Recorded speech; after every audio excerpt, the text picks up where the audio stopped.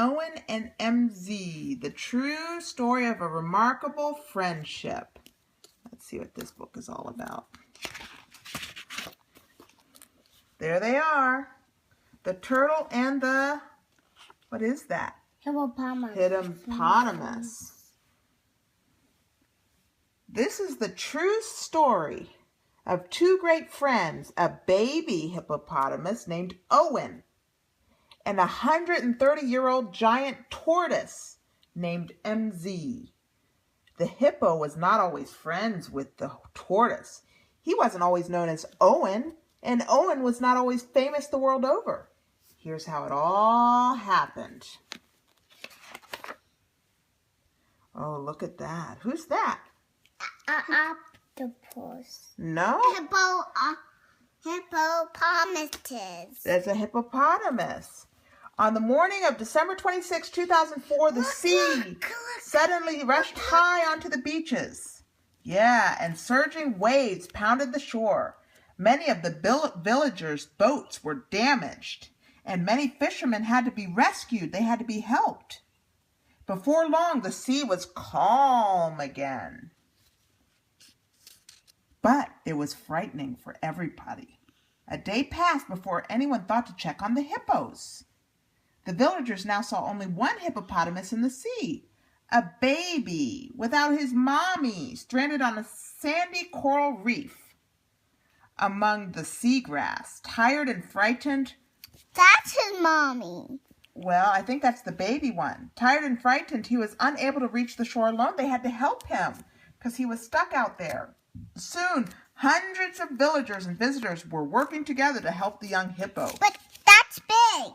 Yeah, he does look kind of big there, but you know what? Even baby hippopotamuses look big. They knew he would become sick if he stayed in the salty seawater for long, because the water is salty. It tastes like salty. It doesn't taste like water in the bathy or water in your cup. It tastes like salty water. And when I drink water, it tastes like orange water. Yeah, you like orange water. They used ropes, boats, fishing nets, and even cars to try to rescue him and bring him ashore to safety. Look at all those people.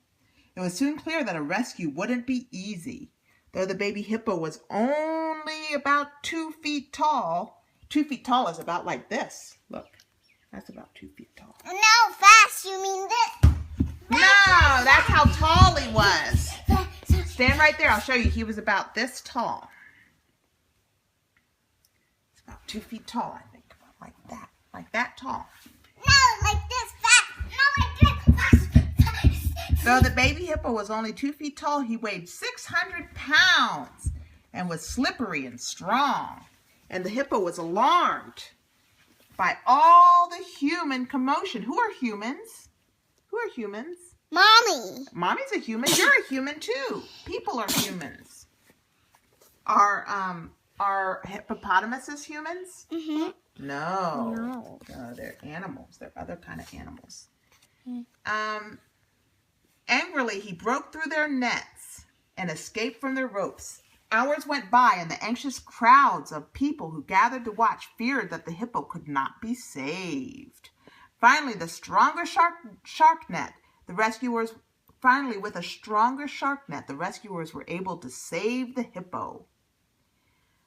A brave visitor named Owen Sobian tackled him, stopping him long enough to let others secure the net. That is why, when it came time to choose a name for the hippo, it seemed only right that he should be called Owen. He was called Owen because Owen helped him. Owen helped him, and they named him after the person that helped him get out of the water. Mom, where's Owen? Let's see if we can find him. Hold on.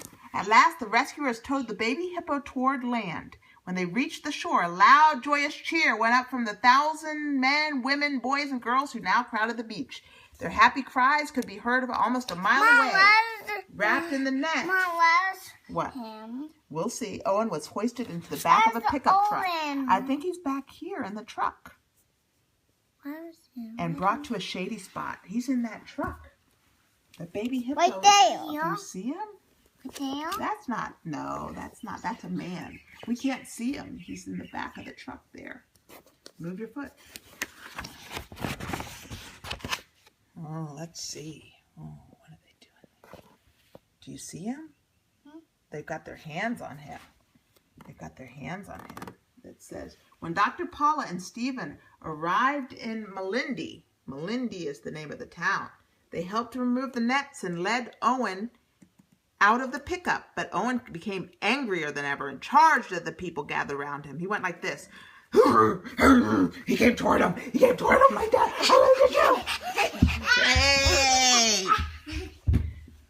They tried to help him calm down. No.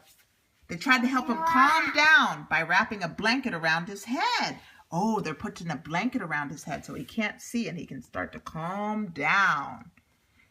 That way he wouldn't see the things that were upsetting him. But Owen was angry about that too. He was mad. He didn't want them putting something on his head.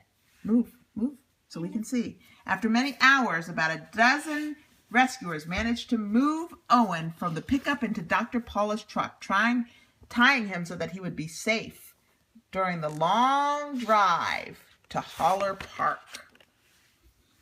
Let's see. Who's there? Who's there? Meanwhile, Sabine and other workers prepared a large enclosure for Owen. They chose a part of the park that had a pond and a mud wallow, as well as tall trees and brush. Everything a hippo would want. The area was already home to a number of bush bucks, vervet monkeys, and a giant... that's the tortoise. That's the tortoise. It's an Aldabra tortoise called MZ. MZ, whose name means wise old man in the Swahili language, was the oldest creature in all the park. He was old. He was 130 years old. He was older than Mommy. He had been alive since before Stephen's great-grandmother was born. He wasn't very friendly, except to Stephen, who seemed to know just what he liked, such as getting tickled under the chin. Tickling him under the chin like this. Tickling you under the chin. I want to tickle under your chin. Otherwise, MZ kept to himself. No one could have guessed how MZ's life was about to change. Let's see what happens. They're meeting.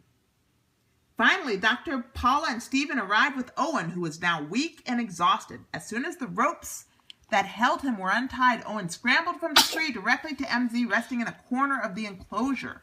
Owen crouched behind MZ. Ooh, he's crouching behind MZ. He's trying to kind of tuck himself, hide himself away behind him so nobody could see him. The way baby hippos often hide behind their mothers for protection.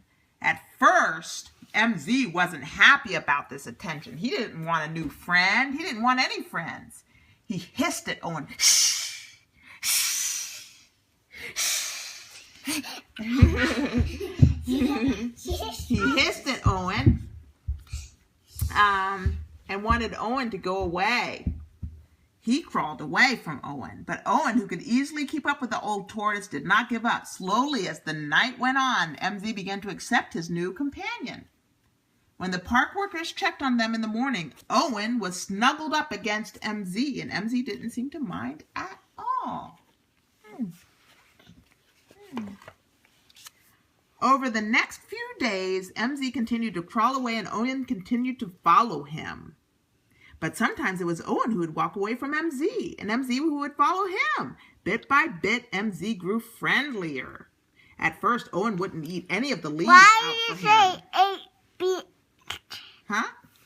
I said bit. Why what? I said bit.